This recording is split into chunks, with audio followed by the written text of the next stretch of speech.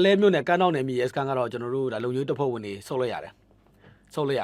ဒါတော့ကျွန်တော်တို့ပကတိရှိတရားပဲဒါပေမဲ့ဆုတ်တဲ့နေရာမှာကျွန်တော်တို့ကအောင်မြင်စွာဆုတ်ခွာတယ်လို့ပဲကျွန်တော်ပြောမှာဖြစ်ပါတယ်ဘာကြောင့်လဲဆိုတော့ဒီလက်နက်ခဲယံကျွန်တော်တို့မကြံခဲ့ဘူးဒုတိယချက်ကကျွန်တော်တို့ဒီအထိခိုက်ဒဏ်ရာရရှိတဲ့သူတွေအားလုံးကိုကျွန်တော်တို့အခက်အခဲမရှိကြော်ဖြတ်သွားနိုင်တယ်ကျွန်တော်တို့ညာရင်းချင်းပဲ17ခွဲလောက်စုပ်ပါတယ်အားလည်းမစုပ်ရင်းနဲ့လူနာတွေကကြံခဲ့တဲ့လူကကြံခဲ့ဆောက်ချက်ကွဲပြီငါဆောက်ချက်ကွဲပြီအဲ့တော့ဆိုရင်ကစဲပေါင်းပေါ်အမောဖောက်ပြီးကြံခဲ့တာပဲဖြစ်ပါတယ်ကျွန်တော်တော့ပြည်ရန်လာနေရဲဘော်တွေကဖန်စီထိန်းသိမ်းပြီးတော့ဈေးကူလာမှု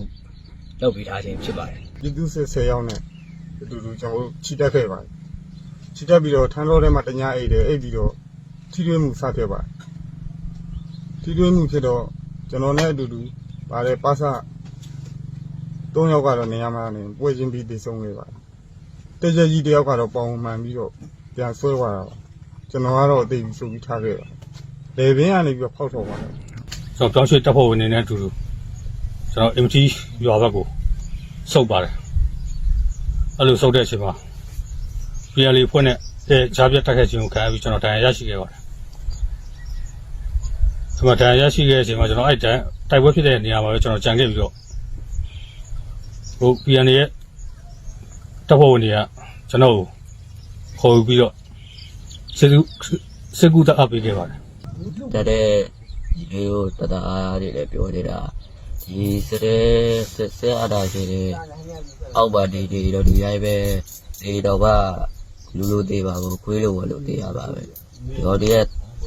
တူလူပါလဲတပ်ပဆွဲကြအောင်ဇွန်လ20ရက်နေ့ကစကိုင်းတိုင်းပလဲမြို့နယ်ကန်းတောင်နယ်မြေရဲစခန်းကို PLA နဲ့ဒေါ်လာရေးတပ်ဖွဲ့တွေအောင်မြင်စွာတိုက်ခိုက်သိမ်းပိုက်နိုင်ခဲ့ပါတယ်။ကန်းတောင်တိုက်ပွဲဟာစစ်ရေးအရာအရေးပါပြီးစစ်တပ်ရဲ့ဖိုက်တာတစ်စီးကိုအညာမြေမှာပထမဆုံးပစ်ချနိုင်ခဲ့တဲ့အထိနာမည်ကျော်ခဲ့ပါတယ်။မင်းအောင်လှိုင်စစ်တပ်ဟာလေရင်မျိုးစုံသုံးပြီးခုခံခဲ့ပေမဲ့ PLA နဲ့ဒေါ်လာရေးတပ်ဖွဲ့တွေရဲ့ထိုးစစ်ကိုမခံနိုင်တော့တာကြောင့်နောက်ဆုံးမှာဖျို့ဖျက်နဲ့ခွဲပြေးဝက်ပြေးထွက်ပြေးခဲ့ကြပါတယ်။အဲ့ဒီနေ့ကစစ်လော်ဘီကျွန်းစိုးဦးကတော့အားလုံးမင်္ဂလာပါခင်ဗျာကျွန်တော်ကျော်စိုးပါပြီးပြည့်မိရဖြစ်ပါတယ်ခင်ဗျာထိခိုက်ဒဏ်ရာရတဲ့စစ်ခွေးတွေမကြံခဲ့ပဲအောင်မြင်စွာစုတ်ခွာနိုင်ခဲ့တယ်လို့လိန်ညာသတင်းလွှင့်ခဲ့ပါတယ်ဒါပေမဲ့ကျွန်းစိုးဦးရဲ့လိန်ညာမှုဟာအခုတော့ဘူးပေါ်တယ်လို့ပေါ်ပါပြီဒီနေ့ PLA ရဲ့တစ်တုံပန်းအင်တာဗျူးမှာစစ်ခွေးတွေပြေးတဲ့အခါမှာဒဏ်ရာရတဲ့လဲကျနေခဲ့တဲ့သူတို့ရဲ့စစ်ခွေးတွေကိုမခေါ်ပဲပစ်ထားခဲ့ကြတာလို့သိရပါတယ်ဒီအကြောင်းတွေကိုဖန်စီရမိထားတဲ့စစ်တုံပန်းတွေကအခုလိုပဲပြန်လဲပြောပြထားကြပါတယ်စကြောထိုးပြီးတော့သူတို့စကြောအဲ့ဟိုပတ်ချရောက်ဘာကလည်းဗတရားယူခိုင်းတယ်ပေါ့တရားယူခိုင်းတော့တိုက်ပွဲဖြစ်ကြတိုက်ပွဲဖြစ်ပြီးတော့အဲ့သူတို့ကလူတာထိတာတွေများလာတော့သူတို့ကပြန်ပြီးတော့ဆုတ်သွားတာပေါ့ဒီအဲ့တော့ဒီတို့အဲ့တော့ကြံခဲ့တာမတို့ကြတော့သူတို့ကျဆုတ်သွားရဟိုPI ခွဲရဝလာရောလားပြုစုဆောက်ရှောက်ဝေးရတယ်တဲ့ဒီလိုတတအားတွေလည်းပြောနေတာဒီစစ်အားဒါရှိတယ်အောက်ပါဒီတော့ဒီရိုက်ပဲဒီတော့ကလူသေးပါဘူးခွေးလို့ဝလို့သေးရပါပဲဒီတော့ဒီရဲ့တူလူပါလဲတပ်ပဆွဲကြအောင်သူကရာရှိပါတပ်ဆွဲအဲ့လိုပြောတယ်စစ်တဲ့ပါဘလိုပဲဖြစ်ဖြစ်ပတိရအကောင်းဆုံးပဲဘူးရွာကနေတစ်ဆင့်စစ်ကူဆိုပြီးတော့ကျွန်တော်တို့လေရင်နဲ့သွားပါတယ်အင်ပတီရွာသွားပါတယ်သုံးစီးသွားပါတယ်အဲ့ရောက်တော့ကျွန်တော်ညနေစောင်းပါပဲလက်နက်ခဲယမ်းလူတွေပါခွဲပြီးတော့ညာတွင်းချင်းကျွန်တော်တို့သွားပါတယ်9 နာရီခွဲလောက်ကနေစသွားလိုက်တယ်ကျွန်တော်တို့တနင်္လာခွဲလောက်နေတော့ရောက်သွားပါဟုတ်အဲ့မှာနေ3ရက်လောက်နေတော့တိုက်ပွဲအကြီးကျယ်တွေဖြစ်တော့လူမဆက်တိုက်လို့မရတော့အားလည်းအကြီးကျယ်တွေကစုပ်ပဲဆိုပြီးတော့စုပ်တယ်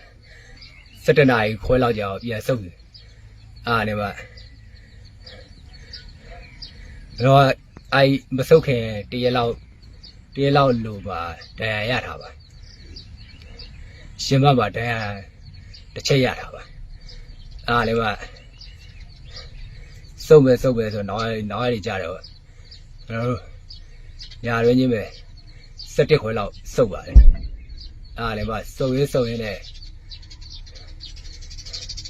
လူနာတွေကကြံခဲ့တဲ့လူကကြံခဲ့အဲ့တော့ဆိုရင်တော့ကစဲပေါင်းပေါ်အမောဖောက်ပြီးကြံခဲ့တာပဲဖြစ်ပါတယ်ကျွန်တော်တော့PNလာနေရဲဘော်တွေကဖန်စီထိန်းသိမ်းပြီးတော့ဈေးကူလာမှုလုပ်ပေးထားခြင်းဖြစ်ပါတယ်ကျန်တဲ့တက်ထဲရလူတွေကတော့ကျွန်တော်လိုမျိုးဖြစ်ပါလေလို့ပဲဆုတောင်းပါလေတက်ထဲမှာကြံပေးခြင်းလားဒီလိုပါပဲကျွန်တော်ရဲဘော်ဆိုပြီးတော့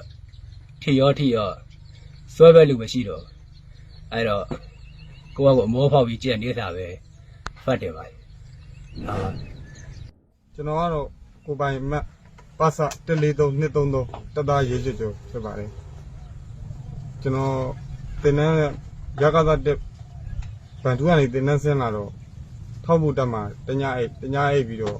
မုံရွာကိုဝိုင်းအိတ်နဲ့သွားပါတယ်အမကိုတိုက်ပွဲဝင်စီယုံရေးတင်တန်းကျောင်းမှာ14ရက်တီမိုးမှတက်ခဲ့တယ်မိုးမှတက်ပြီးတော့ကျော်တက်ခွေငါ့ကို2ရက်သွားပါတယ်တညအိတ်ပေါ့တညအိတ်သွားပြီးတော့လက်နဲ့တက်ဆင်ပြီးတော့ကျွန်တော်ဒီအင်မတီရွာကိုလေရင်နဲ့လာပါတယ်ပထမဆုံးလေရင်မှာကျွန်တော်ပါတာပါ25ရက်ဒုတရင်မူဝင်းမင်းတို့ဦးစီးပြီးတော့အမှကျွန်တော်လူတွေဖြန့်ခွဲပါတယ်ဖြန့်ခွဲပြီးတော့ချင်းတန်းပြီးတော့ထွက်တယ်ထန်းတော်ထဲမှာတညာအိတ်တယ်အဓိကကျွန်တော်တာဝန်ရတော့အပကြီးဘုံသီးရယ်နင်းမိုင်းအသေးလေးတွေရယ်ပြီးသွားလို့ရှိရင်ကြီးကန်ရယ်တွားပူမယ်ပြီးသွားလို့ရှိရင်ဟိုကတက်ပြောင်းမယ်စစ်တီတွေကိုပြန်ခေါ်ဖို့ပါပထမဆုံးကျွန်တော်တို့စပြီးတော့ထွက်ခြင်းမထွက်ခင်မှာအရင်ဆုံးဟိုကပြန်လေးတက်ဖွဲ့ဝင်တွေပြက်ခတ်ထားတဲ့ဘန်ကလာမှာဘုံသီး3လုံးကြကွဲထားတာကိုတွေ့ရှိပါဆက်ပြီးတော့အမှကျွန်တော်ဒီစစ်ထွက်ဟို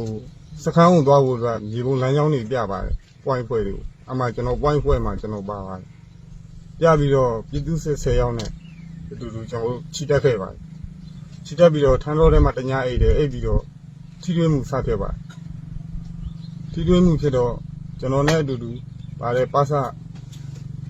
3ယောက်ကတော့နေရာမှာနေပွဲချင်းပြီးတည်ဆုံးခဲ့ပါတယ်တကြကြီးတယောက်ကတော့ပေါင်မှန်ပြီးတော့ပြန်ဆွဲသွားတာပါကျွန်တော်ကတော့အသိပြီးဆိုပြီးထားခဲ့ပါလေဘင်းကနေပြီးတော့ဖောက်ထော်သွားတော့ပြန်လီစစ်တီတွေနဲ့တွေ့ဆုံပြီးတော့ကျွန်တော်ကျမ်းမာရေးတွေစောင့်ရှောက်ပါတယ်ယနေ့ချိန်ဒီလည်းကောင်းကောင်းမွန်မွန်ပြုစုစောင့်ရှောက်တာပါခြားရဲဘော်တွေကိုပြောချင်တာကတော့ဆရာကြီးတွေတကယ်တာဝန်ကြီးနဲ့တက်ဆာရှိလုပ်တဲ့ဆရာကြီးတွေကိုမှာကြားချင်တာတော့ကျွန်တော်အကြံပြုချင်တာပေါ့နော်အကြံပြုချင်တာကတော့သူတို့ဒီခုလက်ရှိတာဝန်ထမ်းဆောင်နေတဲ့နေရာမှာမှားလားမှန်လားဆိုတော့ကိုယ့်ကိုဆုံးဖြတ်ချက်ချပါပြီးသွားလို့ရှိရင်လည်းတကယ်လို့ကိုဆုံးဖြတ်ချက်ပေးချပြီးသွားပြီဆိုလို့ရှိရင်တော့ကျွန်တော်ရဲ့အကြံပြုလိုချင်တဲ့ဆန္ဒကတော့ပြည်သူနဲ့ပူးပေါင်းပါပြည်သူရဲ့ရင်ဝင်ခိုးလုံးပါပြည်သူကလည်းလှိုင်းလဲကြိုးစိုးနေပါတယ်အကြံပြုချင်ပါတယ်1999ကနေစတင်ဝင်ရောက်ပြီးတော့ရှမ်းပြည်မှာတာဝန်ထမ်းဆောင်ပါနေမှာမကွေးတိုင်းမှာတာဝန်ထမ်းဆောင်ပြီးပါတယ်အဲ့ရနေမှာတော့ကတော့နေမီစကန်ကိုရောက်ပါတယ်အဲ့မှာကျွန်တော်တာဝန်ကတော့ချက်ကြီးပါ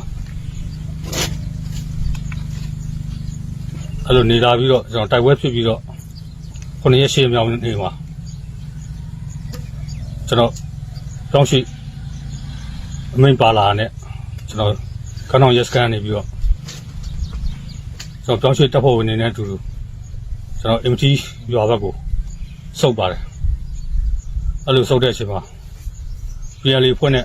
ဂျားပြတ်တက်ခဲ့ခြင်းကိုခံရပြီးကျွန်တော်ဒဏ်ရာရရှိခဲ့ပါတယ်ဒီမှာဒဏ်ရာရရှိခဲ့တဲ့အချိန်မှာကျွန်တော်အဲ့တိုက်ပွဲဖြစ်တဲ့နေရာမှာပဲကျွန်တော်ကြံခဲ့ပြီးတော့ဟို PL ရဲ့တပ်ဖို့ဝင်တွေကကျွန်တော်ခေါ်ပြီးတော့စစ်ကူတပ်အပ်ပေးခဲ့ပါတယ်ခုလက်ရှိချိန်ကြီးလဲကျမကြီးဆောက်ရှောက်မှုပြုစုမှုလုပ်ပေးနေပါတယ်အခုကျွန်တော်တော်တတ်တာနေပါကျွန်တော်အခုဒီကနေပြီးတော့ ကျမ်းမာရေးကောင်းသွားပြီဆိုတော့ကျွန်တော်မိသားစုနဲ့ပြန်တွေ့ချင်ပါတယ်တပ်ဖွဲ့ဝင်တွေလည်းကိုယ်စိတ်ကိုဒီစားဆုံးဖြတ်ဖို့လိုပါတယ်ကျွန်တော်ခုလည်းကြုံတွေ့နေရကိုတွေပါဒါနဲ့တပ်ဖွဲ့ဝင်တွေလည်းကိုယ်စိတ်ကိုဆုံးဖြတ်ပြီးတော့စဉ်းစားဆုံးဖြတ်ပြီးတော့ဒီလောက်ကဆက်လုပ်တင်လားမလုပ်တင်လားဆိုတာဒီစားဆုံးဖြတ်တင်ပါတယ်